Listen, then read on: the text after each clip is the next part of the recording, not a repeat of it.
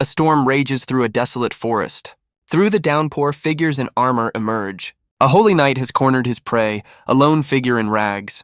The knight's voice is filled with contempt, accusing him of countless sins. He declares that the vampire's time is finally up, and that he will be the one to end him. The vampire is condemned for deceiving the church. The knight seems to be enjoying this a little too much. He reveals a cruel truth. They could have caught him at any time. They let him run free, a pawn in their game, all to make his capture a grand spectacle for the faithful. He understood this world's cruel logic all too well. The strong dictate the fate of the weak. And in this moment, he was the weaker one.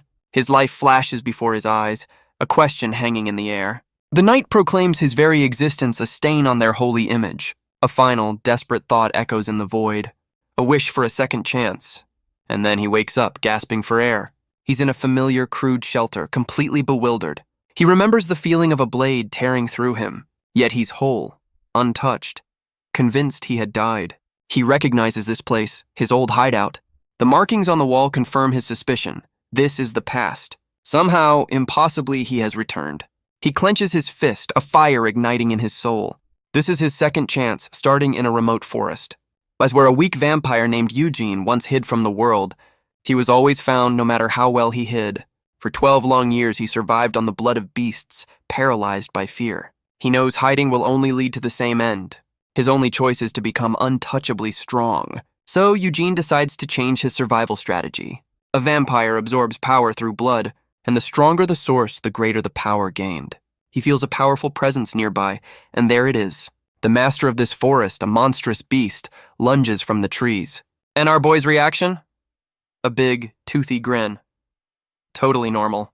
The beast fires energy blasts from its glowing eyes. He knows his current body is too weak to fight it head-on. But if he can just land a single wound, he can drink its blood. His old life was all about erasing his presence. But knowing that hiding is a dead end, he has no reason to hesitate.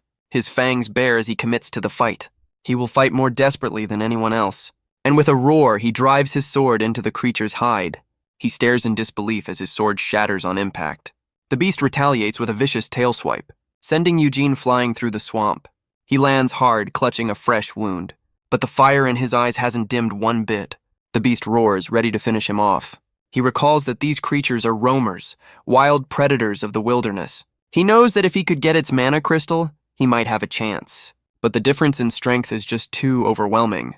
He wonders if this second chance made him careless. But as the beast's jaws close in, he rejects the thought. He's never been arrogant. His entire life was spent crawling, holding his breath, doing anything just to survive. But now he chooses to fight in order to live. He knows there is no next time after defeat. With everything he has, he reaches for the mana crystal. Because for him, survival has always meant standing on the blood of others. The forest falls silent under the pale moon, and a sudden explosion of power rocks the swamp. He remembers the promise he made to himself, that with this second chance he would never run again. And now, standing amidst the carnage, he will seize both blood and victory. The battle is over, and Eugene is the last one standing. He absorbed not just the blood, but the mana crystal too, granting him a new power, skin that turns to black scales. He recalls his past life, learning of this beast from mercenaries. He'd used their fight as a distraction to get a taste and escape. But this new power isn't enough to face his true enemy yet. The holy knight who could find him anywhere, no matter what. The sun will rise soon. He needs to find shelter. But a mysterious voice echoes through the clearing. It thanks him for killing the beast, but demands a price. Eugene looks around, searching for the source. A being of pure water emerges, the lake's true guardian, and she is not happy about the mess he's made. Suddenly, a tiny voice calls him a bald vampire. Charming. The little spirit is shocked that he can even see it. Eugene, completely unfazed, just asks who it is. The spirit confirms he heard everything, including the insult. She introduces herself as Mirian, a water spirit enslaved by the beast. Or, as she puts it, a strategic partner. Sure, let's go with that. As she rambles on, Eugene notices something strange. One of his new tattoos is fading. Mirian asks about his tattoos, which he admits are a mystery even to him. He's had them since he became a vampire, remembering a time when there were 10. His early memories are a blur, his life consumed by the simple act of survival. With that, Eugene decides it's time to leave, much to the spirit's dismay. She complains that it's been ages since she had anyone to talk to. She tries to entice him with an offer of pure water, calling him a pale, beautiful man. She insists her special water will do wonders for his complexion, and then proceeds to spit it at him, an offer Eugene promptly refuses. She desperately lists her other skills, but he's already walking away. His journey takes him to the nearby Broadwind village, where a villager bursts in, announcing the arrival of the red-eyed monster. The townsfolk gather outside, staring in disbelief. Before them lies a massive pile of hunted game. It's more meat than they've seen in a long time. The village chief is confused. The monster's delivery isn't due for another week. This monster is a mysterious figure who lives on the outskirts. For 10 years, he's been a silent neighbor, leaving them food every fortnight. Tonight, however, he asks for permission to enter the village. Though they were once terrified, they've grown accustomed to his strange form of paying taxes. The villagers nervously greet the familiar, yet unknown figure. Eugene announces that after a long time in isolation, his sickness is finally gone. He's come to thank them for their indirect help and wishes to return the favor. As he speaks, he removes his hood and mask. He promises to protect the village should they ever need him, and reveals a face so handsome it literally sparkles. The villagers are completely stunned, blinded by the sudden glow-up. They wonder if this radiant being was a noble, or perhaps a half-elf. The chief can't believe this was the man behind the mask all along. Later, Miriam questions Eugene's motives for giving away his hunt. He explains that showing one's face is an act of good faith among humans. But Miriam reveals a grim truth from the future. Mercenaries came to this village to kidnap a boy for a local lord. And to ensure there were no witnesses, they slaughtered everyone. This event is the trigger that will eventually lead the Holy Knights to him. Miriam is stunned, wondering how he could possibly know all this. Even after days together, Eugene remains a complete mystery to her. He simply tells her she'll find out if he's lying soon enough. For now, his first step is to gain the villagers' trust and appear harmless, a plan that makes absolutely no sense to the little spirit. But as they walk, Eugene suddenly stops in his tracks. Miriam nearly crashes into him, completely confused. Just ahead, a group of armed mercenaries blocks the path. They spot Eugene, dismissing him as just another villager. Their leader smirks, noting that this handsome man has stumbled into their ambush. Seeing him alone and unarmed, they decide to silence him quickly. One of them rushes forward, axe raised high. Miriam cries out in warning, but Eugene remains perfectly calm. The mercenary brings his weapon down with killing intent, but his target's eyes glow with an unnatural red light. In a blur of motion, the attacker is cut down.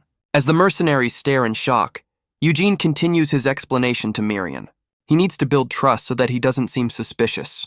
And to do that, he's going to kill every last one of these mercenaries. Solid plan. The men finally realize he's not human, shouting that he's a vampire. But one sees this as an opportunity for a huge reward from the church. He charges forward, swinging his greatsword, only for the blade to be stopped cold by Eugene's transformed hand. The mercenary's confidence shatters in an instant. Eugene sends him flying back with a single, effortless blow. The remaining men can only watch in terror as their plan falls apart. The mercenaries realize this is no ordinary vampire. But one, blinded by greed, charges in to claim the bounty. He's cut down before he even gets close. Another one steps up, swinging a heavy spiked mace. But the blow is stopped cold by Eugene's scaled arm. The man can only stare in utter disbelief. Eugene calmly notes that the sun is setting, and with a single brutal counterattack, he sends another man to the ground. He stands over the fallen, declaring that night is his domain. The survivors are urged to attack him all at once. Just then, the villagers arrive, drawn by the commotion. They can only stare in horror at the carnage before them. The chief turns to Eugene, asking if he's responsible. Eugene calmly denies it, spinning a convenient tale. He claims these men were ambushed on their way to the village, and that the culprits were a pack of black wolves. He explains that he simply drove off the beasts. A villager inspects a body and confirms the story. Another one shouts that they were all attacked by wolves. The chief, convinced, apologizes for his suspicion. But Miriam knows the truth, calling him a liar in her mind. She recalls how the wolves appeared after the fight, and how Eugene used their bodies to stage the scene. Our boy's got a future in theater. Miriam can't understand why he's so obsessed with his image. She senses there's a deeper plan at play. Eugene then presents a letter he supposedly found. The chief recognizes the seal of the local lord, Sir Terwin. His expression turns to one of pure shock as he reads. He desperately calls out for a villager named Felid. The letter reveals a shocking secret. Felid is Sir Terwin's illegitimate son, and the villagers realize the mercenaries were here to kidnap a noble in their midst. Back in the forest, the mercenary leader recalls his utter shock. He couldn't believe how fast Eugene had cut down his men. His remaining soldiers knew that retreat meant certain death. Their only hope was to swarm the monster all at once. But the leader was paralyzed by fear, unable to even run, as Eugene moved through them like a phantom of death. His eyes burned with a cold, predatory light. He met the leader's final charge with overwhelming force, sending the man crashing hard against a tree. Now Eugene stands over the last survivor. The man can only beg for his life amidst the carnage. He asks why Eugene targeted them, if this was all a trap. He pleads that they were only following orders. Eugene's voice is ice as he demands to know their mission, claiming the village as his own. The leader quickly apologizes, swearing they weren't hunting his kind. He confesses they were sent to find the hidden son of the Terwin family. But Eugene sees through the lie, questioning why so many men were needed. He asks if their true plan was to silence every witness. The man breaks, admitting they were hired by other members of the Terwin family. Their mission was simply to kidnap the boy, bringing extra muscle just in case. But one name from the confession ignites a familiar rage in Eugene's soul. Verthel Tyrwin, the commander of the vampire hunters who ended his first life. He realizes Verthel wouldn't have ordered a massacre. That was the mercenary's own greed. And that massacre is what led the paladins right to his doorstep in the past.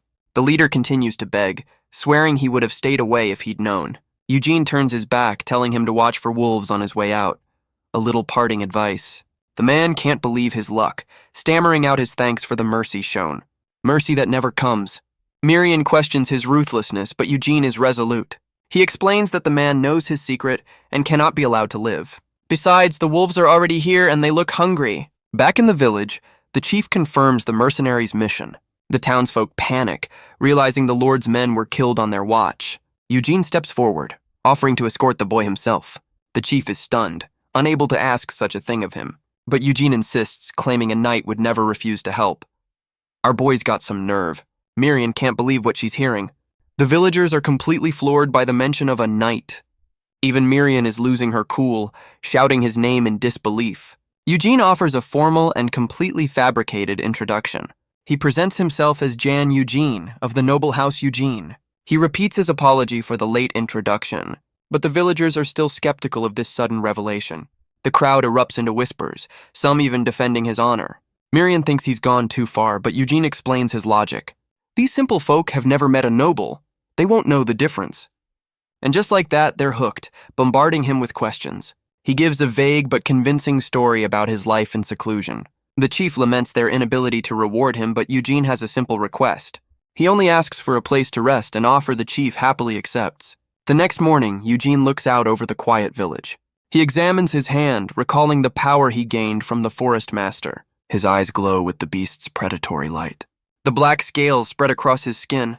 He discovers they offer some protection from the sun, a welcome surprise.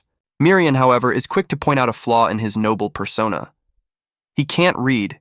Eugene isn't concerned as he plans to leave soon anyway, but Miriam presses him, demanding to know his true goal. He explains to Miriam that he's already gained social status, because humans trust authority more than any fancy words. Miriam points out that this flimsy lie will only work on simple villagers, but Eugene is determined to turn this lie into the absolute truth. The chief hands him a letter of introduction, asking him to take care of Felid.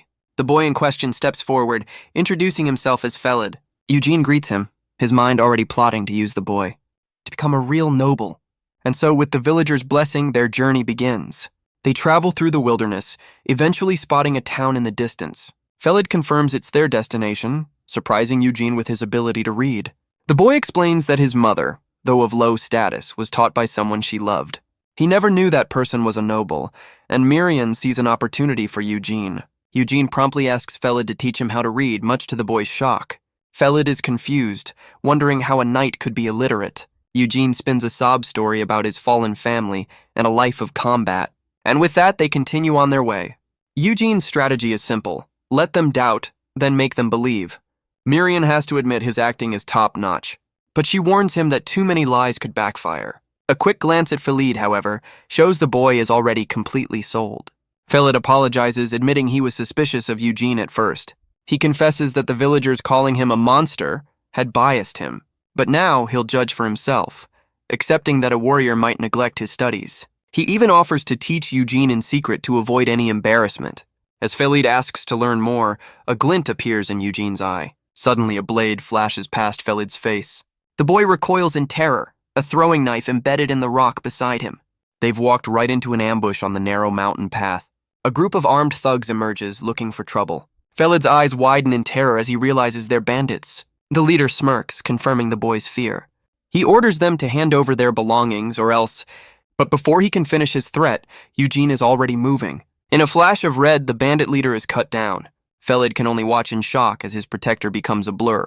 The remaining thugs cry out as their boss falls. Eugene feels his body move with a new, nimble speed. An enraged bandit charges forward, swinging a crude axe. But he's met with the same swift, brutal efficiency. Eugene carves a path through the ambushers. One of them stumbles back, desperately calling for help.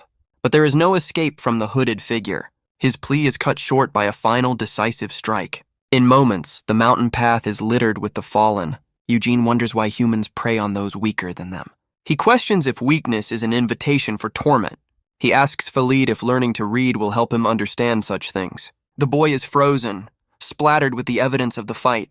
He covers his mouth, trying to process the brutal scene. Eugene promises that no matter what, he will keep the boy safe. After the grim encounter, they finally arrive at a bustling town. A merchant loudly advertises rare herbs from a recent dungeon raid. Nearby, a customer argues with a shopkeeper over prices. Miriam is thrilled by the new sights, but Felid urges caution. He explains that the merchants here are notorious for ripping people off. As if on cue, a man demands a refund for an overpriced item. Eugene notes that being careful is a luxury he can't afford without any money. He tells Felid to wait as he steps into a leather goods shop. He presents a massive pelt, asking the shopkeeper to name his price. The shopkeeper recognizes the pelts as black wolf leather, a rare find in these parts. He gives the hooded figure a sharp, calculating look. Eugene remains perfectly still, his face hidden in shadow. The man sizes him up, noting the worn clothes of a simple wanderer. He grins, thinking this stranger will be easy to swindle. He claims the leather is damaged, offering a measly 18 silver coins. A true master of the lowball. But from under the hood, a pair of red eyes flashes with silent intensity. The shopkeeper recoils, startled by the sudden, unnerving gaze. A bead of sweat rolls down his face as the pressure mounts. He quickly changes his tune, admitting the rarity could justify a higher price. But Eugene's silent stare is all the answer he gets. The man nervously raises his offer to 23 coins, calling it a generous deal. The glowing red eye tells him he's still not even close. He stammers, upping the price again to 25 coins. Even Felid starts nervously bidding against him from the side. The merchant fumes, wondering just how much this silent stranger expects. He finally cracks, offering 30 silver coins as his absolute limit, which Eugene accepts. Later that night, by a campfire, Eugene practices his reading. He thinks the letters look like worms, admitting he has a long way to go. The strange script seems to mock him from the page. He reflects on his new practical clothes, a far cry from the silk robes of vampire lore. He's satisfied with the deal, but Miriam calls the merchant a pushover. She recalls the negotiation, thinking Eugene should have squeezed him for even more. Our girl's got a future in finance. Eugene simply says he needed something to block the sun, prompting Miriam to scold him for his lack of ambition. She paints a grand picture of the vampire life, luxury, power, and endless servants. Eugene asks how she knows so much, and she explains that other spirits told her stories. She passes on their wisdom, urging him to learn, then asks if he can even read. He bluntly says no. He asks what else she's good for, just as Felid calls out his name. The boy approaches, asking who Eugene was talking to. Eugene smoothly covers, claiming he was just talking to himself. Miriam notes the recent fight was a bit much for the boy. But Felid wakes up, ready for their late-night study session.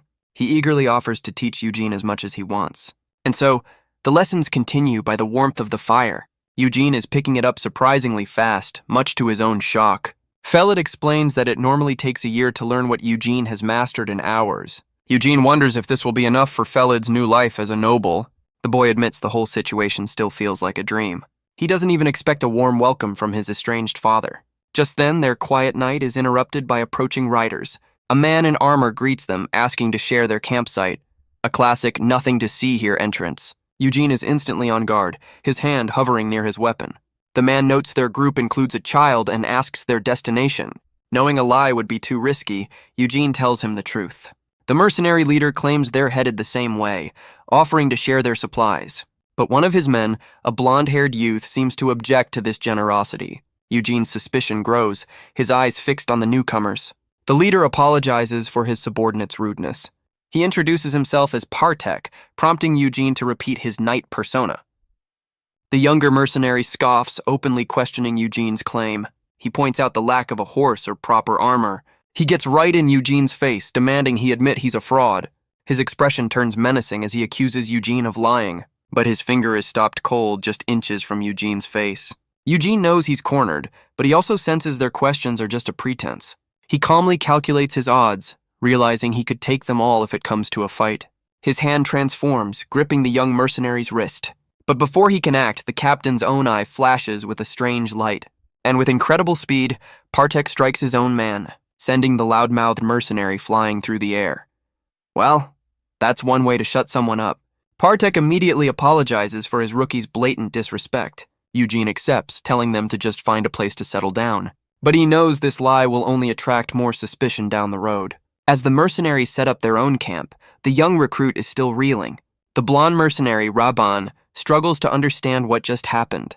He gets to his feet, only to be berated by his captain for being an idiot. Partek lectures him on the foolishness of challenging a knight so recklessly. He even gives him another smack for good measure, reminding him they all nearly died. Raban argues that Eugene just looked like a shabby traveler with a cheap sword, so Partek decides to give him a lesson in observation, starting with the robe. He explains it's made of expensive lycanthrope leather, a price that amounts to 3 times Raban's monthly salary. He adds that Eugene is literate, proving he's no ordinary wanderer. Partek reveals that Eugene was a hair's breadth from drawing his sword, and he explains exactly how he could tell what was about to happen. The man's stance was perfect, his hand already on his weapon, a posture that showed he was a master swordsman, ready to strike. He tells Raban that if he'd been any slower, the boy would have lost his head. Partek asks if he truly understands how terrifying knights are. He describes the life of a true knight, born to nobility, trained from birth, and tested in dungeons. They are warriors who build their reputation on the battlefield. Only those who have proven themselves in blood can earn the title, and impersonating one is a crime punishable by death. He concludes that whether Eugene is real or fake, he's dangerous, because anyone who would dare make such a claim must have the skills to back it up. Raban asks if Eugene could be stronger than him, and Partek admits it's likely. He notes their shared destination, suspecting Eugene is after a newly opened dungeon. But from across the camp, Eugene has heard every single word. He wonders why the Terwins hired incompetent thugs before, when mercenaries like these exist. And with a new plan forming, he gets up and walks right towards them. Raban stammers his agreement, completely intimidated by his captain. Their journey eventually leads them to the bustling city of Martella. Eugene knows the mercenaries are convinced, a fact he plans to exploit. But as he considers his next move, Miriam zips up to his ear. She reports back from her little eavesdropping mission. The intel is grim. Lord Terwin is on his deathbed. And a new unexplored dungeon has just been discovered nearby. A potential gold mine that the Terwin family is too broke to handle. Eugene files this information away as Miriam interrupts his thoughts. She asks what will happen to Felid once his father is gone. Eugene's response is cold. It's not his problem. Miriam presses, worried the boy will be targeted by his own brothers. Eugene believes the old lord just wants one last look at his son, but he knows that from this moment on, both their fates are intertwined. With that, their wagon finally rolls to a stop. They've arrived at the gates of the magnificent Rose Castle. Miriam is already dreaming big, urging Eugene to aim for a life of luxury. Our girl has priorities. He quickly shoves the spirit back into his cloak, much to Felid's confusion. A guard immediately halts their approach, demanding their business. Partek steps forward to handle the introductions with a man in fine clothes. The man introduces himself as Kamara, the eldest son of House Terwin. He impatiently orders the mercenaries to start unloading their cargo. His dismissive gaze then falls on Eugene and Felid. Eugene calmly introduces himself as a knight, about to present the boy. But another voice cuts through the air, calling out to Kamara. Eugene freezes, a flicker of recognition in his eyes. The newcomer, clad in armor, reminds his brother of his duties. He wears the 3-rose crest of the Terwin family, and Eugene knows he could never forget that voice. It's the commander of the vampire hunters, the man who first found him. Knight Verthel Terwin, the man who ended his first life. He questions his brother, the second son of House Terwin. Kamara retorts with a smug grin, mocking his authority, but Verthel's expression remains deadly serious. His attention then shifts to the hooded figure. Eugene presents the letter from the village chief. The name Broadwin catches Verthel completely off guard. He reaches for the letter, his suspicion piqued, but Kamara snatches it first, ever the opportunist. He reads it with a look of theatrical curiosity. He announces the news. The mercenaries are dead, and this is their long-lost brother. Felid stands frozen, caught in the middle of this noble drama. Kamara offers a less than sincere welcome to his new sibling. Verthel, however, tells the boy their father is eager to see him. He orders the guards to get Felid cleaned up and properly dressed. The boy is led away, looking back in confusion. But Verthel stops in his tracks, sensing the conversation isn't over. He turns, his gaze locking onto the mysterious escort. Eugene speaks up, demanding his reward, a meeting with Lord Terwin. Verthel's refusal is instant and absolute. He explains their father is unwell and offers gold instead. But Eugene's glowing red eye tells him that won't be enough. Verthel's patience snaps, warning him not to push his luck. As the tension rises, Eugene calmly asks why he's being denied. Kamara steps in, happily fanning the flames of conflict. Verthel argues their father is too weak to meet with a stranger. The brothers face off, their family drama on full display. Verthel seems to notice something just out of frame. Kamara turns to Eugene, blaming his brother for the inconvenience.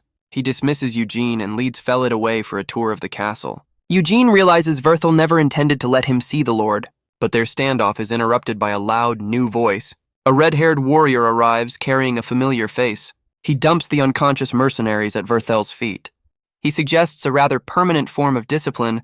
Verthel acknowledges they were hired for the dungeon raid. He decides to table the discussion for a more private setting. Partek identifies the newcomer as Sir Galfredic, a rising star who recently proved his worth in a tournament, a man known for his monstrous strength and skill. He single-handedly swept through 1,000 opponents. Partek speculates he's here for the newly discovered dungeon. After all, conquering a dungeon is a fast track to fame and glory. He's likely using this as a stepping stone to a greater house. With that information filed away, Eugene turns to Partek. He asks the mercenary captain if he's looking for a new client. Later that night, within the castle walls, Galfredic reaffirms his commitment to conquering the dungeon. Verthel watches from his office, lost in thought. He knows his brother Kamara is making a power play, using Sir Galfredic to secure the dungeon and the family title. As Verthel wonders how to counter this move, a knock echoes. A servant announces a visitor, Sir Eugene. Verthel recalls the mysterious knight and grants him entry. Eugene enters the study, his presence filling the room. Verthel offers a warm welcome, assuring him Felid is safe. He even thanks Eugene for handing him the letter earlier, a seemingly genuine smile on his face. But Eugene cuts through the pleasantries with a sharp remark. Verthel's friendly demeanor instantly vanishes. Eugene lets out a short, dismissive laugh, and Verthel responds with a full-throated roar of amusement.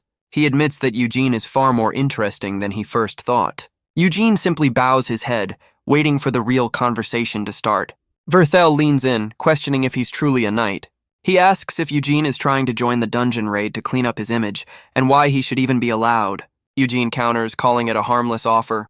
Verthel demands to know what he means. Eugene lays out his terms. A small fee and half the loot, excluding the valuable mana stones. The offer is so good, Verthel is immediately suspicious. But Eugene flips the script, reminding him who's really in a corner. Verthel is taken aback by his confidence. Eugene repeats his offer, clarifying it's for him and his new mercenary crew. Verthel notes the price is well below market rate, but Eugene just presses for an answer. In his mind, Verthel reasons that knights live for honor. He concludes this wandering knight isn't after money, but glory. A classic hero complex, or so he thinks. He recalls the information he's gathered on this mysterious man. Eugene reminds him that he's not the one in a hurry. The pressure is on and Verthel knows it. He thinks of his brother's new champion, Sir Galfredic. He realizes Eugene is no fool. This man knows exactly how to play his hand. And with that, Verthel agrees to the deal. Later, Partek explains the finer points of their new arrangement. He tells Eugene that mana crystals are a hassle, but the byproducts are pure profit. He offers to connect Eugene with a trusted trading company, a move that will force the greedy older brother, Kamara, to accept their terms. Elsewhere, Kamara scoffs at the news of a new party member. He complains about this last-minute addition, declaring a dungeon is no playground. It's a place where the weak are left for dead. He dismisses the newcomer, having no faith in any knight his brother would recruit. Verthel apologizes to Galfredic for the delay. He was just chatting with his new recruit. And with a flourish, he introduces Knight Jan Eugene. Galfredic recognizes the hooded figure from the gate. He smirks, telling Kamara they can't accept an unknown. But Verthel steps in, vouching for Eugene's skill. He explains that he heard a rather interesting story about the bandits who were plaguing their territory and how Eugene single-handedly wiped them out. He holds up a dagger, declaring his skills are more than enough. But Galfredik decides he needs a demonstration. He hurls a warhammer with blinding speed. Eugene's eye flashes as the weapon closes in. He deflects it with a single, precise slash. The hammer smashes into the wall behind him. Galfredik lets out an impressed grin. Eugene stands his ground, completely unfazed. The red-haired knight offers a backhanded apology for his rudeness, and then challenges him to a duel to prove his worth, because talking is for chumps. The scene is set in the castle courtyard, a crowd already gathered. The news spreads like wildfire. Sir Galfredik is dueling. Everyone is eager to see the tournament champion in action. They say he can tear monsters apart with his bare hands, totally normal human stuff. The two opponents face each other in the torchlight. The crowd already feels sorry for the mysterious challenger, but Eugene remains perfectly calm, waiting for the signal. Galfredik flashes a wide, confident grin. He plants his massive greatsword into the stone ground. His expression shifts, the smile vanishing in an instant. His eyes narrow, filled with a cold, focused intensity. A bell tolls, signaling the start of the duel. And in an instant, Eugene explodes from his position. Their blades meet in a blinding flash of sparks. The sound of steel on steel echoes through the courtyard. They trade blows with incredible speed, a blur of motion. Galfredik grins, beckoning him forward. He's clearly enjoying himself. But Eugene's focus remains unbroken. He unleashes a relentless flurry of attacks. In the crowd, Rabin cheers, thinking the champion is being overwhelmed. But Partek knows better. Galfredik is just testing his opponent. The red-haired knight's smile fades as he analyzes Eugene's style. He finds it crude, unrefined, with no formal training. He senses not a knight, but a wild animal fighting to survive. Eugene presses the attack, his movements raw and unpredictable. Galfredik blocks the blow, his confidence returning.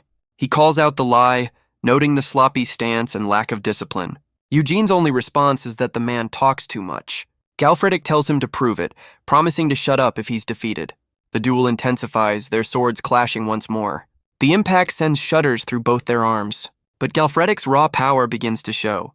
As he breaks through Eugene's guard with a brutal kick, he follows up instantly, giving Eugene no time to recover. Another powerful blow connects, sending our boy flying. The impact shatters the stone courtyard beneath him. Raban celebrates, thinking the fight is already over. A bit premature, buddy. But through the dust, a figure slowly rises. Eugene's eye glows as he asks who they think passed out.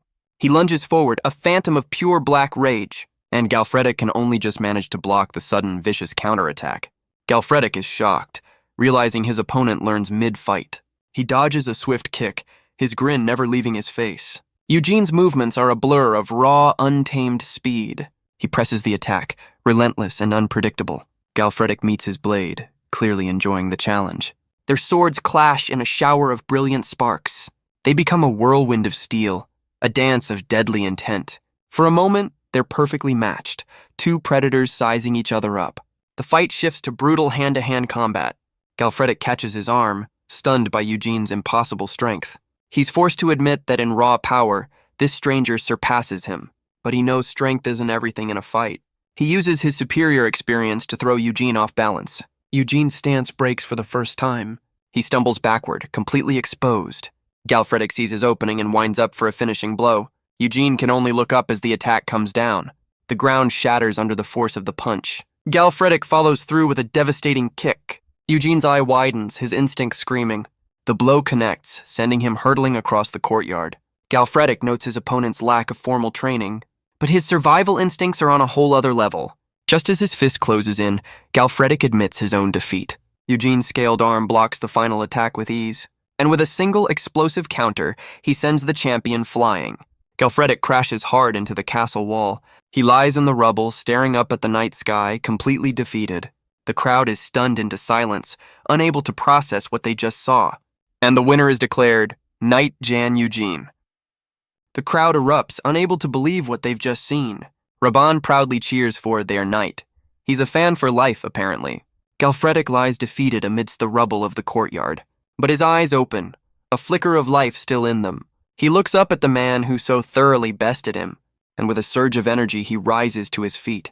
Eugene watches, ready for whatever comes next. Galfredik grabs his hand and raises it high, declaring him the winner. The courtyard chants his name, celebrating the new champion. But from the crowd, Kamara can only stare in utter disbelief. Later, a grand feast is laid out in Eugene's honor. The castle staff is all smiles, ready to serve their new guest. But Eugene looks less than thrilled with all the attention. A butler explains this is a gift from Lord Kamara himself. Miriam listens as they fuss over every little detail. She mocks the gesture as Eugene politely refuses the meal. The servants look crestfallen by his sudden rejection. He tells them to inform Kamara that he prefers solitude. The next day, Kamara greets him with a practiced smile. He notes that Eugene refused all his generous gifts. Just then, Robin rushes in, bowing eagerly to his new hero. He's followed by Galfredic, who's acting like his new best friend. The red-haired knight complains about his sore face. He points to his bruise, laughing it off completely. He's already asking for a rematch, much to Kamara's interest.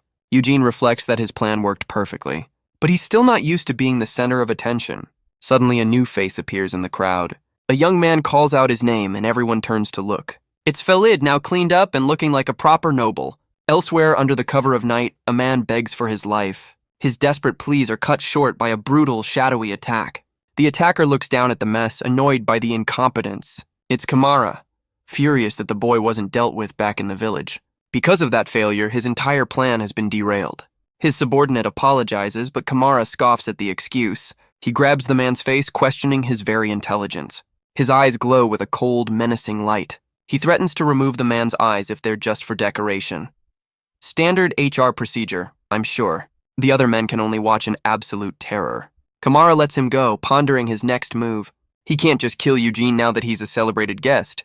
But a sinister idea begins to form in his mind. A plan that will also take care of the body disposal. His gaze falls on the sleeping Felid, his new target.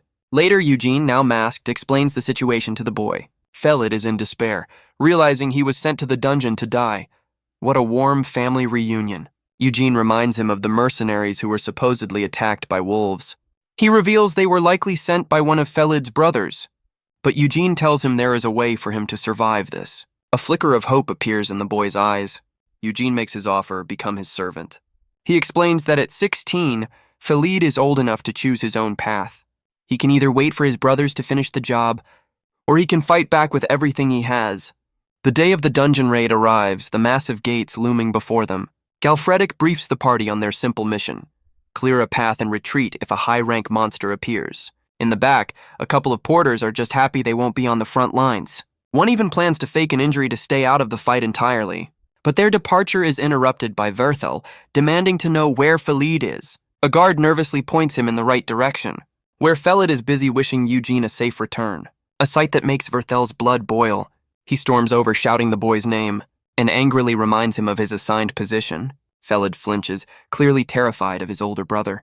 When the boy hesitates, Verthel grabs him by the arm and finds himself staring into Eugene's cold, unblinking eyes. He tries to drag Felid away, his patience completely gone. But his hand is stopped by a grip of solid steel. Verthel can only stare, stunned by the blatant defiance. Eugene calmly questions the logic of sending a novice into a dungeon. Verthel shoves him back, claiming it's just tough love. A likely story. He tells Eugene to know his place and stay out of family matters. But Eugene suggests that Verthel is the one who's out of line. He then drops a bombshell. Felid is now his servant, and he has a whole crowd of witnesses to back him up. He declares their bond is now thicker than blood, and a threat to the boy is a threat to him. He even offers a little pre-dungeon duel if Verthel disagrees. Verthel is speechless, demanding to know who gave him permission. Eugene points out that taking in the boy will only hinder his future. Meanwhile, the porters gossip about the knight's incredible skill. One jokes it would take a second lifetime to get that strong, further enraging Verthel. Just then, Kamara arrives to stir the pot, siding with Eugene. He reminds Verthel that Felid is an adult, free to choose his own path. Eugene knows that once you're a target, survival is never easy. And Verthel is left speechless, completely outmaneuvered. Eugene's lesson is simple. If you can't be strong, form a pack.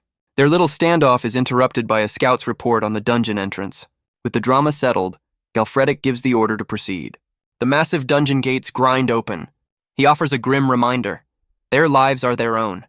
The mercenaries steel themselves for the horrors within, and with a final command, the entire party charges forward. From the entrance, Kamara offers a wave and a 4-day deadline. The gates seal shut, leaving them to their fate. They step into the suffocating darkness of the cavern, and are immediately swarmed by a horde of goblins. Galfredic carves a path through the chaos, but one soldier breaks, cursing his comrades for their incompetence. Galfredic roars at them to hold the formation, a real hands-on manager. He physically throws a man back into the fight, shouting orders. Archers let loose a volley of arrows, but the goblins are already dropping from the ceiling. The line breaks as the creatures swarm from every direction. One of the porters realizes this was a terrible career move. He decides to make a run for it back toward the entrance, only to find his path blocked by more glowing eyes. His escape is cut brutally short. A voice from the shadows calls him an idiot for his cowardice. Galfredic grabs another panicked soldier, telling him to get a grip. He shoves him back into the fray, ordering him to fight. The mercenaries struggle to hold their ground against the tide. Galfredic realizes this hastily assembled crew is not enough. A scout cries out that more monsters are on their way, and another confirms they're being flanked from behind. Just then, a calm voice offers to take the rear. Galfredic turns, warning Eugene not to go alone. But our boy is already a shadow vanishing into the darkness. Galfredic charges deeper into the cavern. He looks back, shouting at his struggling men. Suddenly, shadowy traps erupt from the stone floor. A goblin's weapon lies shattered in pieces. Galfredic orders Partek to cover his rear flank. He's stunned by how far Eugene has already gone. His eyes widen in complete disbelief. And just like that, Eugene reappears, holding a glowing flower. Galfredic can't believe he doesn't even know what it is. A true dungeon-crawling prodigy. He stands amidst the fallen, wondering how he's so strong. After the battle, the party tends to their wounded. A mercenary brings Eugene the collected mana crystals. He laments the small reward for so many kills. Eugene notes their blue color is different from the roamers. Mirian appears, calling the crystals small and disappointing. She explains that a monster's strength determines the crystal's size, and that powerful roamers like the one he fought are incredibly rare. Eugene realizes this dungeon crawl is a waste of his time. Just as Mirian asks about stronger monsters, he senses a new threat. He tells the exhausted party that their break is over. Galfredic rallies the men, threatening to punish any cowards. He tells Eugene he'll have to pull his weight at the front, because the next wave of monsters will be on another level. He explains that the dungeon's true masters use goblins as pawns, and they're about to face the intermediate-level monsters. The mercenaries tremble, knowing what lies even deeper. But Eugene's expression is cold and determined. He recalls consuming the red mana crystal of the Swamp Master, and the powerful ability he gained from it. He wonders what new power awaits if he consumes another. He announces he can hear at least 50 footsteps approaching. Galfredic looks on, impressed by his incredible senses. He offers Eugene a spear, asking if he'd like to do the honors. With a flick of his wrist, Eugene sends it flying. The spear becomes a beam of red light, causing a massive explosion. Galfredic gives the order for the entire party to charge. He tells the men to follow and support their new vanguard. But Eugene is already a blur, carving through a horde of orcs. The mercenaries rush forward, offering to assist him. He moves like a phantom, a whirlwind of death and shadow. He lands a brutal, precise strike on an orc's eye. The creature falls, its head completely crushed. He continues his rampage, a dance of pure destruction. He deflects a clumsy attack with his own blade, and cuts down another monster without breaking his stride. He stands amidst the carnage, a feral grin on his face. The mercenaries can only watch, their image of a noble knight shattering. His arm transforms, the black scales spreading across his skin. He plunges his hand directly into a monster's hide. They recall the stories of noble swordsmanship, of justice and honor. But this was nothing like the knights they knew. Even the seasoned warriors are frozen in place, completely stunned. Galfredic realizes this fighting style is far from admirable. It was the raw, untamed style of a bloodthirsty beast. The battle is over, the cavern floor littered with the fallen. A medic desperately tends to a wounded soldier. The aftermath is grim, with casualties on both sides. Galfredic admits that most of his men can't push on. He knows it's not physical fatigue, but the mental shock of what they saw. He concludes that for now they can't advance any further. Galfredic suggests they withdraw, having met their objective. But Eugene isn't tired yet, calling it a waste to turn back. With no other choice, Galfredic rallies the terrified men to press on. Eugene's hand tightens on the fallen monster. He tells Galfredic to lead the main party out of the dungeon. From here on, only he and his mercenaries will proceed.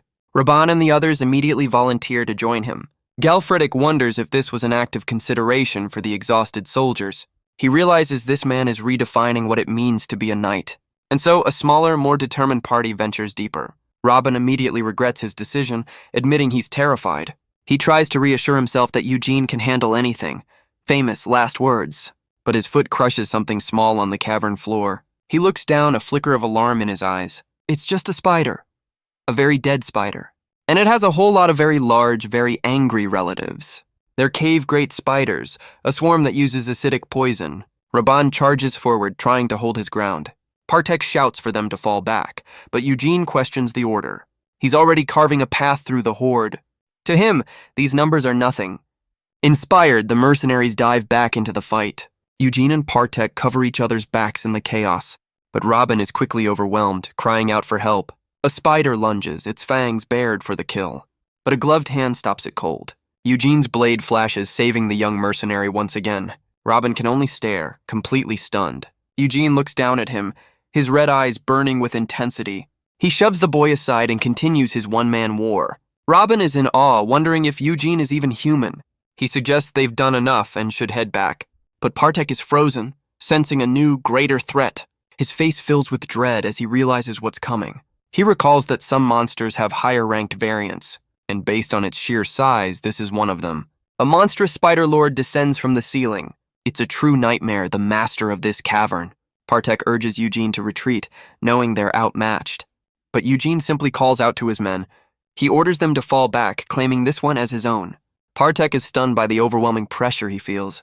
His very instincts are screaming at him to run for his life. Miriam notes they've surrendered to the sheer gap in power. Eugene asks if this new foe is as strong as the Swamp Master. Miriam confirms it's likely even stronger than that, which means its mana crystal will be an even greater prize. The Spider Lord lets out a terrifying roar, but Eugene just grins, ready to open his new treasure chest. Sometime later, a small spider descends from a web, only to be sliced in two by an unseen force. Eugene, now dressed as a noble, lowers his finger. He holds the mana crystal he took from the dungeon's lord. It has granted him a second ability, camouflage. By combining it with his scales, he can now walk in the sun. Finally, a vampire who can tan.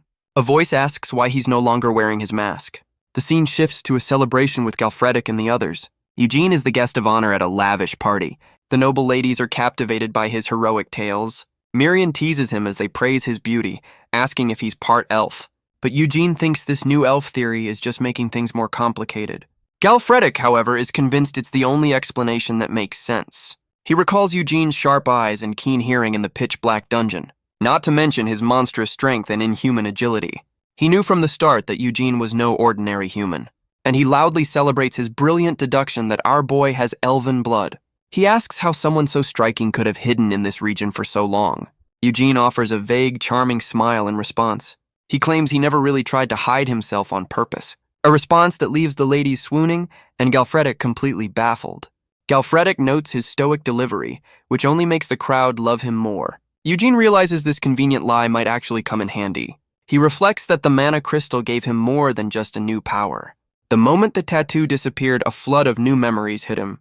He saw himself lying in a strange, unfamiliar bed. A woman's gentle hand was holding his own, and in that unfamiliar room, everyone's eyes were fixed on him.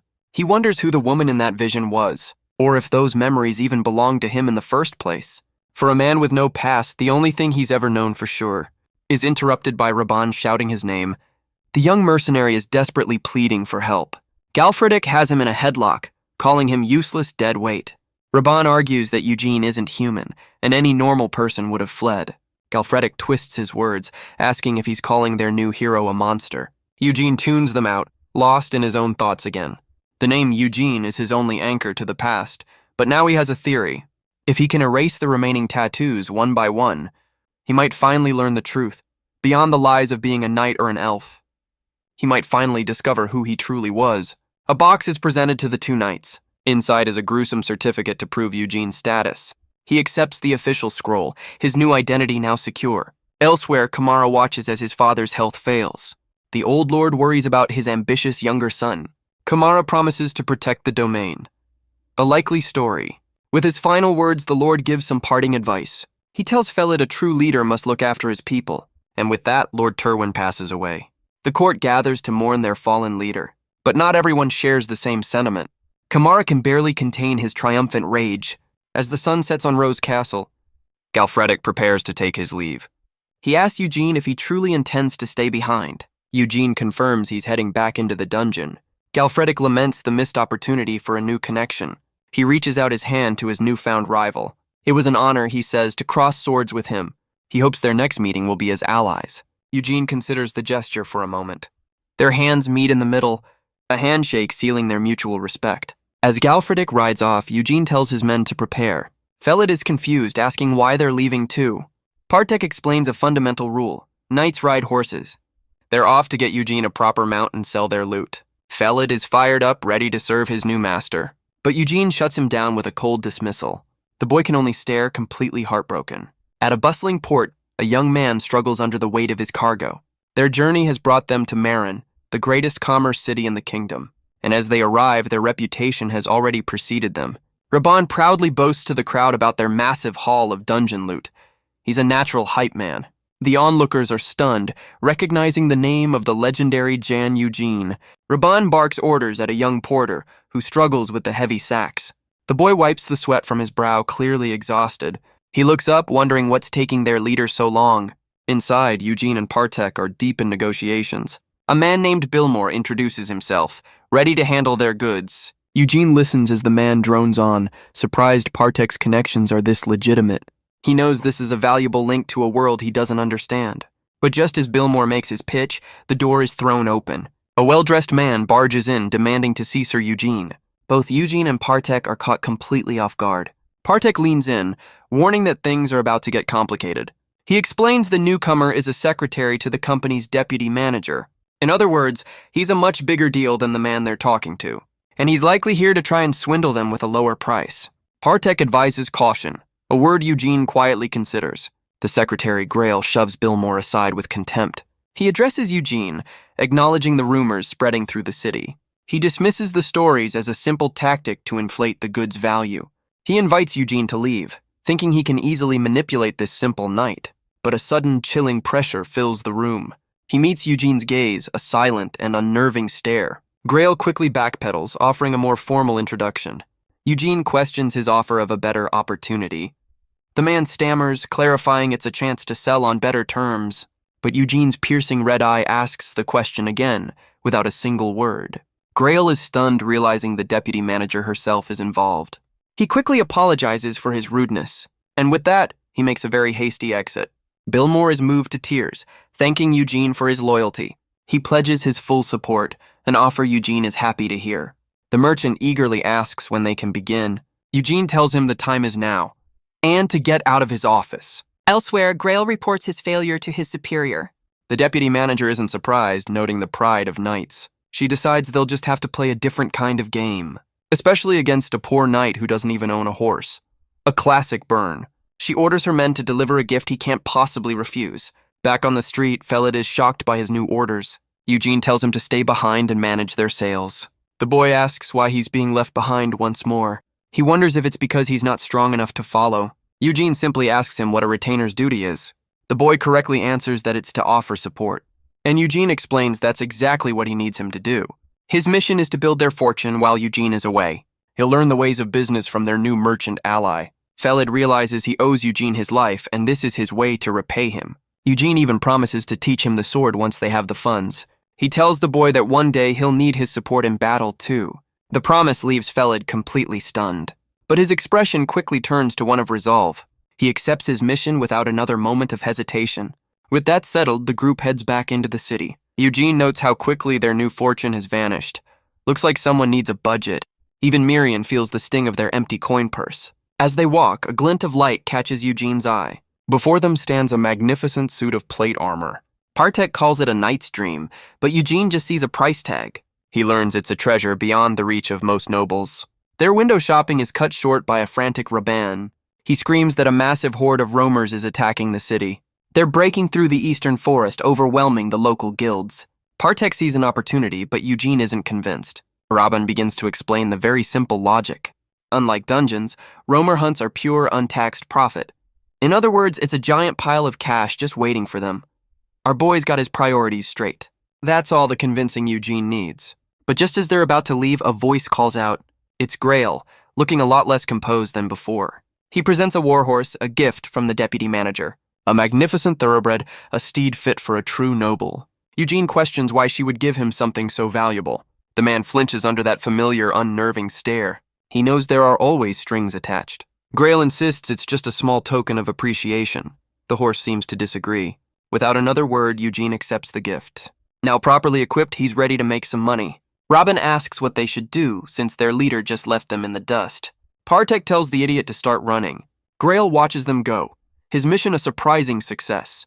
They arrive at the eastern forest, already crawling with monsters. The goblins sense an approaching threat, but they're no match for the speed of his new mount. He carves a path through the horde without slowing down.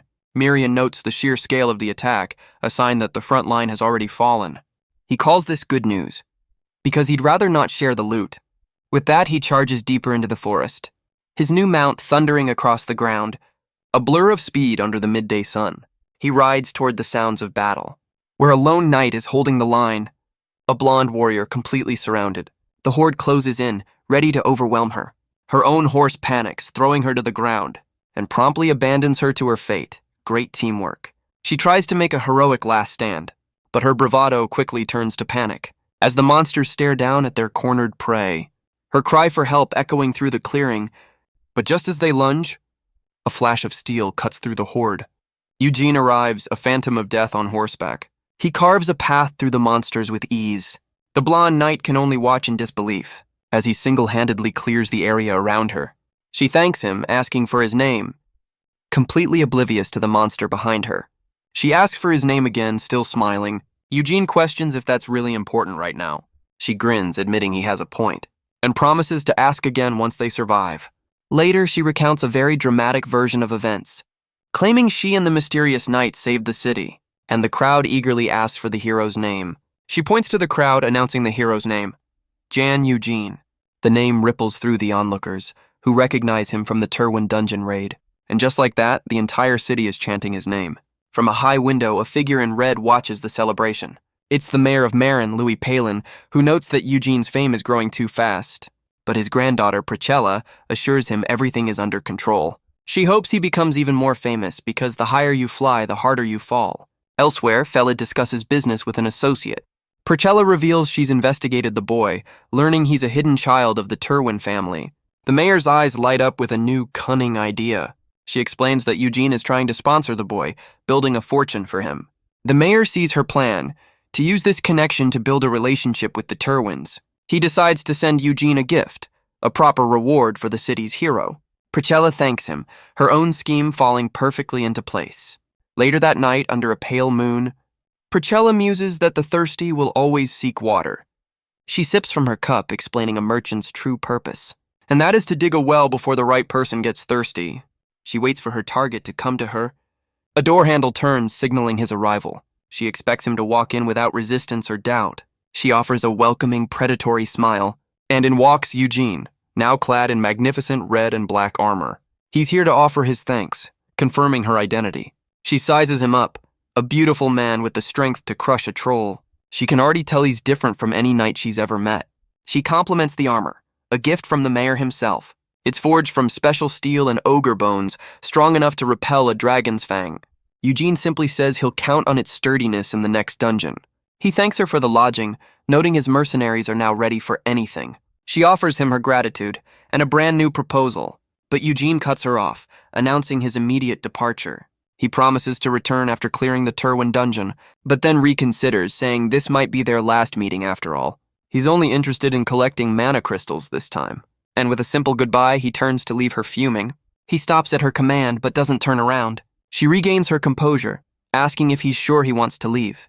She calls him out, telling him not to play dumb. She lists all the gifts he's received: armor, a horse, fine lodging, and points out that his sales don't even cover half the cost. She asks if he truly doesn't understand that everything has a price, or if she needs to remind the people of Marin that their so-called hero is a man with no honor. She lays her trap, asking if he has anything to say for himself, but Eugene just offers a small, knowing smirk. He finds the entire situation ridiculous. She ordered him around, gave him unwanted gifts, and now demands payment. And he asks if a mere merchant is really trying to threaten him. The sheer pressure of his gaze leaves her speechless. Her associates can only watch in shock as her plan completely crumbles. He clarifies that his contract is with Billmore, not her. He agrees that everything has a price, and warns her she'll soon find out what his is. He paints a new picture for her, the city persecuting its own hero.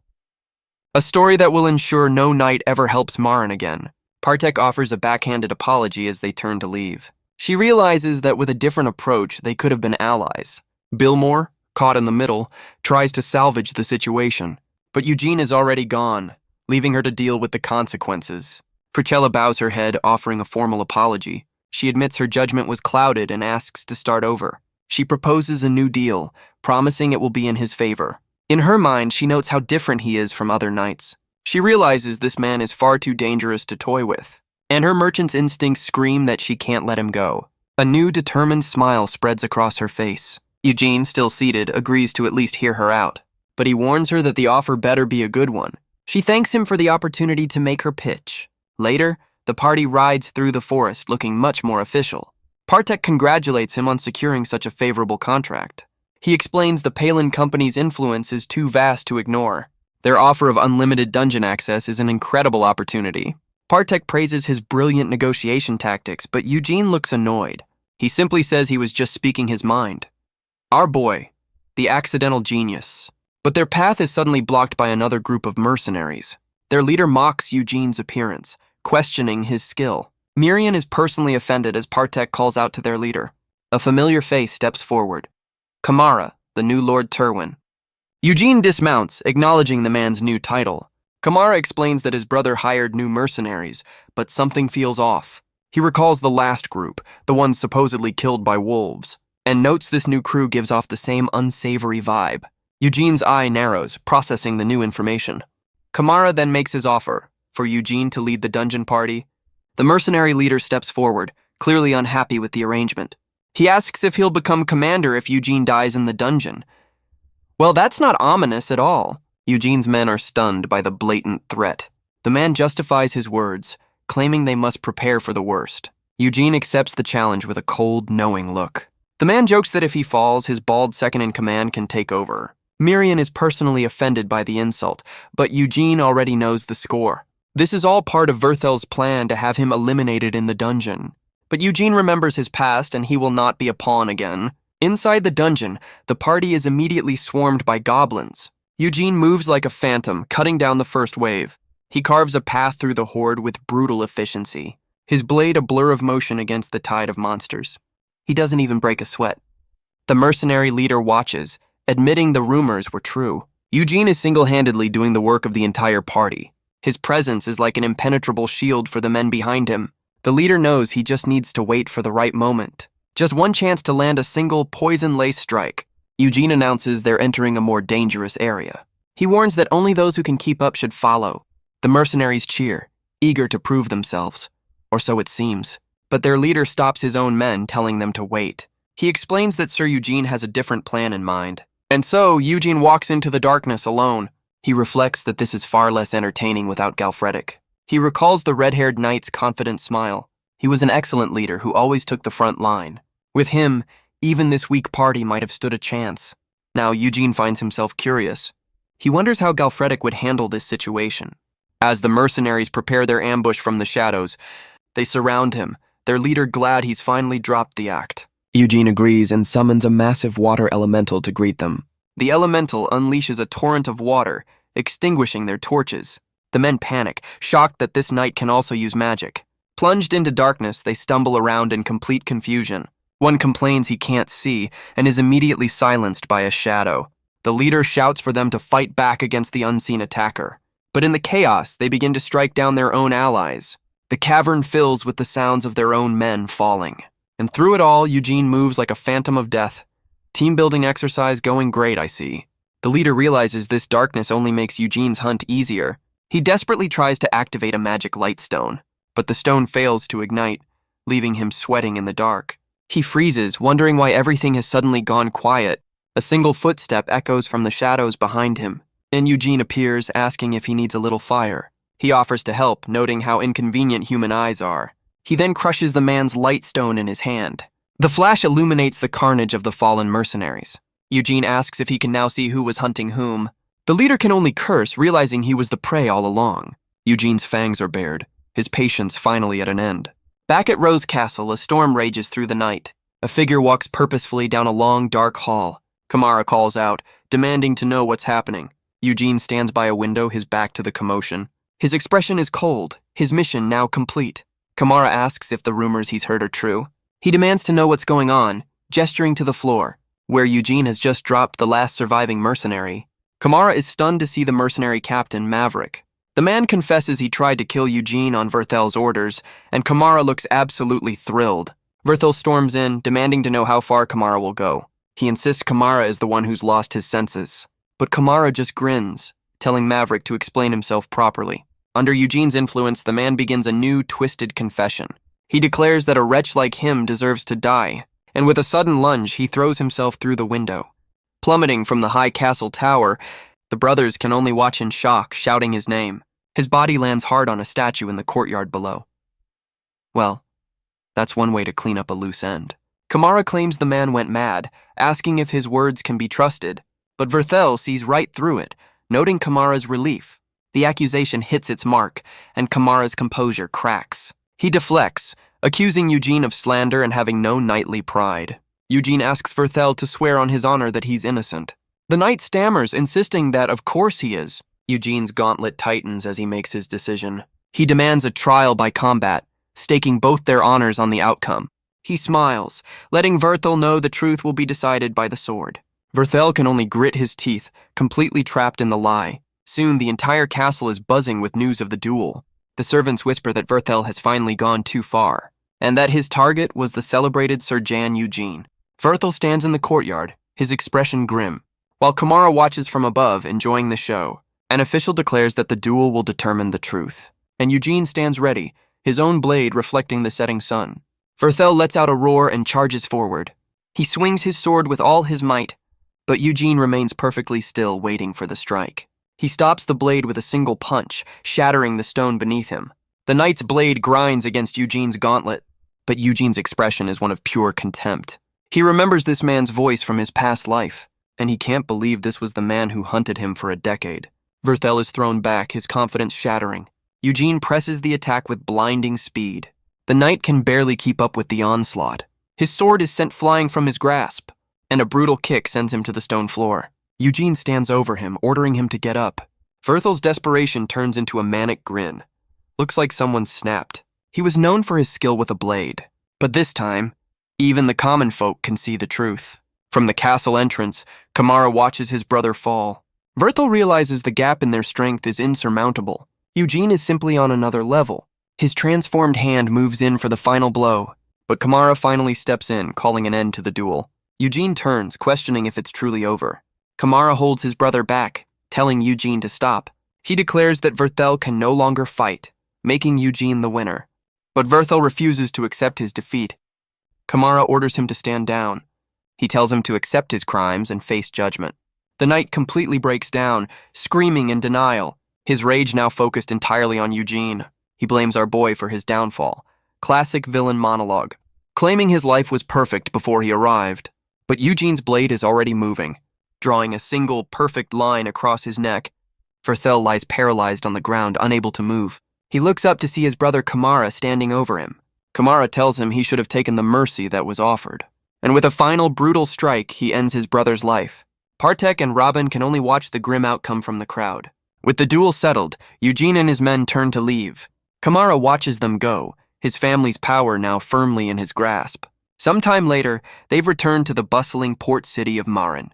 Miriam asks if he feels any pity for the man he just used. She notes that Verthel was his first familiar, and he was discarded so easily. But Eugene feels nothing, recalling the man's weak will. He explains that leaving him alive would have exposed his secret. Besides, he would never let an enemy who challenged him live. Our boy holds a grudge. Miriam insists he needs slaves, but Eugene has no interest in such things. He knows that turning weaklings into familiars is just a liability. As he reaches for a door, he hears a familiar name from inside. He enters to find Priscilla, who's surprised he's been back for 2 weeks. Billmore and Priscilla both greet him warmly. The merchant congratulates him on clearing the dungeon, but Eugene cuts him off, demanding to know what happened to Galfredic. Priscilla's expression turns serious as she prepares to explain. She tells him that 2 weeks ago, Galfredic joined a different raid. He went missing after entering a dangerous labyrinth all by himself. They searched the lower levels but found nothing, fearing the worst. Eugene's eyes narrow, a new mission already forming. He rides out immediately, thundering through the forest. His journey takes him to the grand estate of House Evergrow, where a young noble welcomes him from a high balcony. Eugene thanks him for the reception but insists the matter is urgent. The man introduces himself as Jevin Evergrow and invites him inside. Eugene questions if Galfredic really acted on his own. Jevin confirms it, explaining the upper levels are forbidden territory, a place his family hasn't dared to enter for a century. It's the domain of the so-called Master of the Labyrinth. A new knight chimes in, blaming Galfredic's recklessness. This guy seems like a real charmer. Jevin introduces him as Sir Lugates, their house knight. Lugates smirks, noting he's heard of Eugene's duel. He boasts that he also defeated Galfredic in a tournament. But Eugene cuts him off, asking if that's important right now. The standing knight apologizes, admitting Galfredic is too valuable to lose. Jevin recalls that Eugene and Galfredic were close friends. Eugene reluctantly agrees, remembering the man's over-the-top personality. Jevin leans in, promising their full support for his rescue mission. He explains their grim history with the labyrinth's upper levels. Every party they've sent has vanished without a trace. Because of this, anyone missing for a month is declared dead. And Galfredic has already been gone for 3 weeks. With only 1 week left, all hope will be lost. Eugene's eyes glow with resolve, his mind made up. He stands to leave immediately, but Jevin stops him. He's told to wait 3 days while they prepare a new party. Eugene quietly accepts the offer of rest. But Jevin has one more thing to add to the deal. They've hired a new mage who will be assigned to his party. Later, walking through the city, Miriam complains about Lugates. She calls their story a load of nonsense, and Eugene agrees. He knows their explanation doesn't add up. He recalls Galfredic's plan to secure an appointment with the Count. The man was supposed to be rewarded, not sent on a suicide mission. Eugene wonders why the family would suddenly change their minds. Miriam overhears a rumor about another knight lost in the labyrinth. Nearby, a robed figure preaches of a ritual to summon a savior. He calls for a messiah to save them, but the crowd just calls him a cultist. Eugene notes the strange atmosphere, a town on the edge of panic. A young follower shoves a pamphlet into his hands, urging him to believe. He reads of wild beasts dying from earthquakes near the labyrinth. He wonders if the labyrinth collapsed and why Galfredic would enter. With that, he decides they're heading for the labyrinth right now. A new voice agrees, saying 3 days is too long to wait. The hooded mage turns, surprised to find a vampire in their midst. Eugene's eyes flash, his guard instantly up. The mage notes that vampires were supposedly wiped out by the Holy Knights. And yet here he is, walking around in broad daylight. Her hand glows with a sudden crimson energy. As the cultist continues his sermon, a new conflict is brewing. But her hand is stopped cold by an iron grip. Eugene demands to know her identity and how she knew what he was. He lifts her into the air, threatening to end her if she doesn't talk. The mage struggles, her confidence completely gone. She stammers out a single name, Blood Shadow. Miriam recognizes the term, a flicker of memory in her mind. And then it hits her, a look of pure shock on her face. She flies between them, shouting for Eugene to stop. He looks down, completely confused by the interruption. Miriam explains she's from a school of mages who serve vampires. And with that revelation, the mage promptly faints. Great first impression. Later, she's awake and furious, yelling at him for his methods. Eugene calmly points out that she was the one who started with the villain monologue. She collects herself, offering a more formal introduction. She is Syrah Noir, and her school has an affinity for sensing his kind. She explains that Jevin sent her to find him, and asks about his supposed deep friendship with Galfredic. Our boy is already planning the man's eulogy. She reveals she was part of the party when Galfredic vanished. Eugene asks her to explain exactly what happened. She agrees, saying she joined the raid for monster parts. The labyrinth was old, but the lower levels were considered safe. But as they advanced, a massive earthquake shook the cavern. The ground beneath her feet gave way and she began to fall. A hand reached out, grabbing her at the last second. It was Galfredic, who had been guarding their rear. He saved her, but fell into the chasm in her place. She recalls the other knights blaming Galfredic for the disaster. They were convinced he'd opened the forbidden upper levels. She felt she had to tell his friend the truth of his sacrifice. Though she admits she never expected that friend to be a vampire, Eugene realizes her story contradicts what Jevin told him. He wonders if Jevin lied, or if the truth was twisted. Syrah Noir then reveals there was something else she saw. Deep in the pit where the red-haired knight had fallen was a massive, glowing eye etched into the stone. Eugene's own eyes widen at the mention of the symbol. Syrah Noir connects it to the flyers from the cultists in the plaza. He remembers the strange pamphlet he was given. The symbol on it was an exact match. The cultists spoke of welcoming a savior with blood and flesh, and their leader declared that he would soon awaken. 3 days later, the rescue party is finally ready. Jevin asks if Eugene is excited to see his close friend. Eugene coldly replies that he'd rather not transport a body.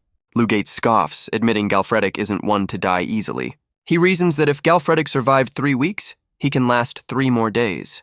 But their departure is interrupted by a group of hooded figures. They introduce themselves as Templars from a monastery under House Evergrow. They were so moved by his loyalty, they wished to join the fight. Our boy the vampire is now a holy inspiration. Lou Gates is surprised, noting that Templars rarely take an interest in knights. He even suggests Eugene could become a holy knight. Miriam finds this absolutely hilarious.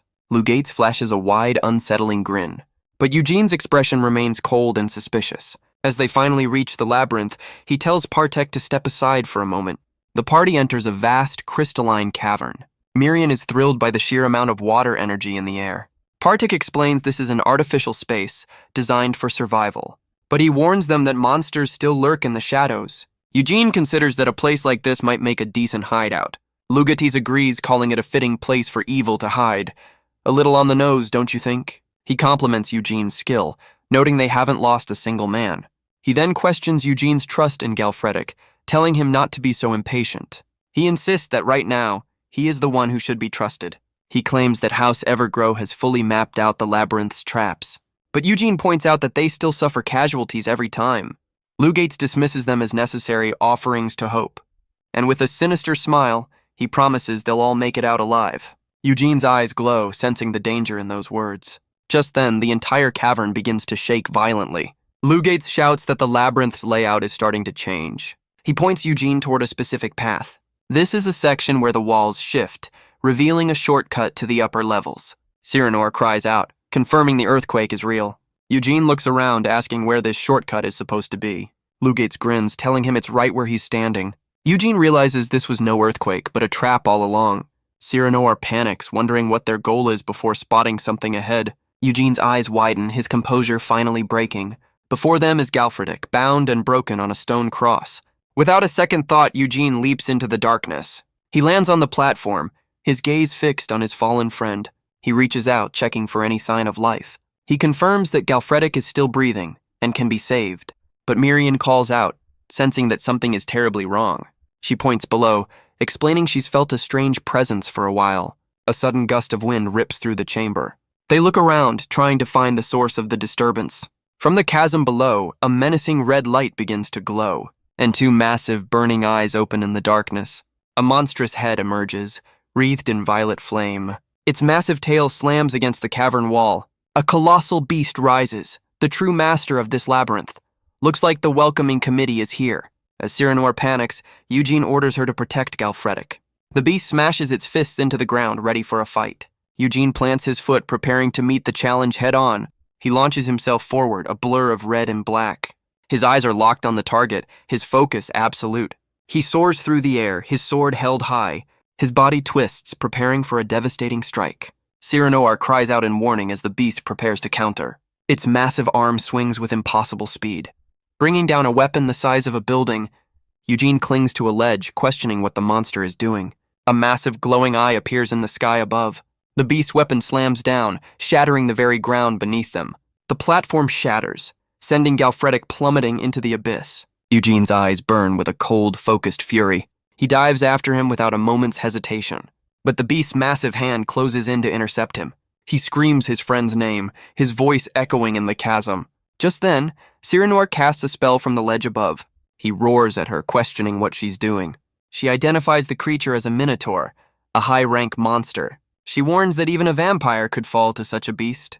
But Eugene's resolve doesn't waver for an instant. He stops her mid-sentence, his blade inches from her face. He tells the maid she has overstepped her boundaries. She apologizes, but insists he can't just charge in to die. She begs him to calm down and think before he acts. She panics, realizing the labyrinth is far more dangerous than they thought. Eugene lands safely on a lower platform.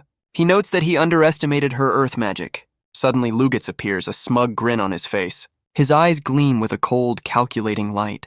Cyrano realizes he never intended to save Galfredic at all, and a transformed hand grabs him by the throat. Eugene accuses him of being the one behind this entire trap. Lugatz plays innocent, claiming he was only helping. What a guy. He calls Eugene rude, his own composure never breaking. But Eugene's grip tightens, his power flaring. His eyes burn with the promise of a very painful end. But Lugitz counters, a strange magic glowing in his hand. Eugene is shocked by the sudden display of brute strength. He reveals the source of his power isn't his own. Cyranoir recognizes it as a formula for inheriting someone else's power. She explains it's a forbidden spell for inheriting power. But Luget scoffs, calling it an excuse to monopolize strength. He declares that he and his followers are the chosen ones. A classic villain monologue. Eugene finally understands the man's cheap trick. He used borrowed power and then boasted about it. And now, Eugene is going to teach him a lesson in humility. He lunges forward, his red aura flaring to life. Their powers collide in a blinding flash of energy. Cyranoir is stunned, wondering if any ordinary vampire could be this strong. Eugene realizes his opponent has also been hiding his true strength. Lugates meets his charge with a confident grin. Their fists connect in another explosive clash. Lugates declares that he has no intention of holding back. He sends Cyranoir and her companion flying into the chasm. He reminds Eugene that every trap in this place has been mapped out. And with a final, chilling smile, he tells him to die. But Eugene screams out a name, calling for help. A blast of blue energy erupts from below, stopping his fall. He lands safely, glaring up at his would-be killer. His eyes burn with a cold, murderous intent. Lugates peeks over the edge, surprised to see him alive. He barely manages to block Eugene's counterattack. A thin line of blood appears on his cheek. His expression shifts, his confidence finally shaken. He admits that Eugene is far stronger than he ever imagined, and that using Galfredic as bait was the right choice. With a manic grin, he declares the final sacrifice will be offered. Later, Cyranoir wakes up amidst the carnage, realizing Lugates killed his own men. She sees Eugene holding the broken body of Galfredic. He turns to her, asking if she can save him, but she admits healing isn't her specialty. Eugene's voice is ice, demanding a real answer. The young mage can only look on in despair, but she agrees to do everything in her power to help. Just then, Mirian reports that they're completely trapped. Eugene realizes they've been sealed in the labyrinth's final chamber. Mirian explains this is what she was trying to warn him about. Even with all the water energy, she can't control the liquid here, especially not this strange, unsettling pool of blood. Eugene's gaze falls on the crimson pool. He recognizes the glowing eyes etched into the stone walls. Mirian reveals a grim truth. The owner of this blood is still alive, and with that, the entire chamber begins to erupt. A monstrous form rises from the depths of the pool.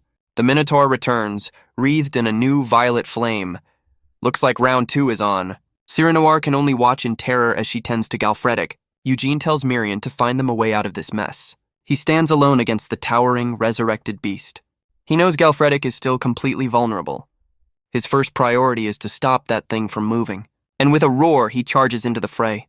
He unleashes a storm of crimson energy slashes. The attacks rain down on the monster's hide. He presses the attack with everything he has. He dodges a brutal counter from the beast's shadowy arm. His blade clashes against the monster's tough hide. He holds his ground, his sword locked against the creature. But the Minotaur prepares a new kind of attack, unleashing a massive beam of pure energy from its maw. The blast sends Eugene hurtling backward, but he twists in midair, his arm already transforming for a counter. He struggles against the overwhelming force of the beast. His arm transforms, wreathed in crimson energy. He leaps back, dodging a blast of violet flame, and lands on a piece of rubble, facing the towering monster. He realizes his normal sword can't even scratch its hide. So, if a normal weapon won't work, he'll just have to make one himself. A massive, jagged blade of pure blood takes shape in his hand. His eyes burn with a new, deadly resolve. He leaps into the air, his new weapon held high, twisting his body for a devastating downward slash. He brings the blood sword down with all his might, but even that powerful strike was too shallow. The Minotaur counters with a brutal punch, apparently unimpressed, sending Eugene flying across the cavern. The impact shatters the stone floor beneath him. He barely manages to catch himself on the cavern wall, just as the beast is struck by a beam of light from above. Cyranoir desperately tries to offer support from the ledge. She calls out to the unconscious Galfredic, begging him to wake up and help his friend. Eugene realizes the mage's warning was right all along. These high-rank monsters are on a completely different level. The Minotaur's eye glows, preparing another attack. It unleashes another massive energy blast, but Eugene realizes something is terribly wrong. The attack isn't aimed at him, but at his allies.